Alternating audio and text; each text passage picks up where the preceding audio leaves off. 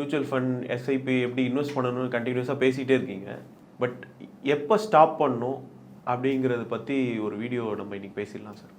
எப்போ எக்ஸிட் பண்ணணுன்றது வந்து ஒரு அருமையான கேள்வி. ஆக்சுவலி எப்போ எக்ஸிட் பண்ணணும் அப்படின்னு கேட்டிங்கன்னா வந்து நம்மளுடைய கோல்ஸ் அது வந்து எப்போ வருதோ அந்த கோல்ஸை பேஸ் பண்ணி இருக்கணும் நம்மளுடைய எக்ஸிட் ஸ்ட்ராட்டஜி. கோல்ஸ் அப்படின்னும் போது இப்போ ஒரு பர்டிகுலராக நம்ம வந்து குழந்தைங்க வீட்டில் படிக்கிறாங்க, அவங்களுடைய படிப்புக்காக நம்ம எடுத்து வச்சுருக்கோம். அந்த குழந்தை வந்து ஒரு காலேஜுக்கு வருது அப்படின்னா அந்த காலேஜ் வர்றதுக்கு ஒரு 1 or 2 இயர்ஸ்க்கு முன்னாடி நம்ம வந்து ஓரளவுக்கு பிளான் பண்ணிவிட்டு எப்படி எக்ஸிட் பண்ணணும், எந்த டைமில் எக்ஸிட் பண்ணணும், ஒருவேளை மார்க்கெட் நிலைமை வந்து அதிகமாக இருந்ததுன்னா அந்த மாதிரி விஷயம் பார்த்துட்டு நம்ம வந்து எக்ஸிட் பண்ணணும்.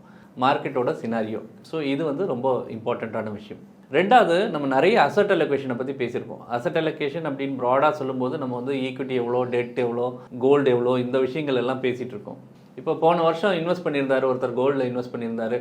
கோல்டில் வந்து 10% அலோகேஷன் அப்படின்றது அவருடைய அசட் அலோகேஷன். நிறைய பிளான் பண்ணி அவர் வந்து அசட் அலோகேஷன் வந்து 10% போட்டு வச்சுருக்காரு. அவர் ஒன்றுமே பண்ணலை. மார்க்கெட் வேல்யூவேஷனில் வந்து இந்த லாஸ்ட் 2 வருஷத்தில் வந்து இது வந்து 10ன்றது வந்து 20 ஆயிடுச்சு அப்படின்னா அவர் இந்த வருஷத்தை ரிவ்யூ பண்ணும்போது 20 வந்து திருப்பி 10க்கு கொண்டு வரணும். மீன்ஸ் அந்த ப்ராஃபிட் புக்கிங், அந்த கோல்டில் வந்து ப்ராஃபிட் புக்கிங் பண்ணி அந்த இடத்துல எடுத்துகிட்டு வரணும்.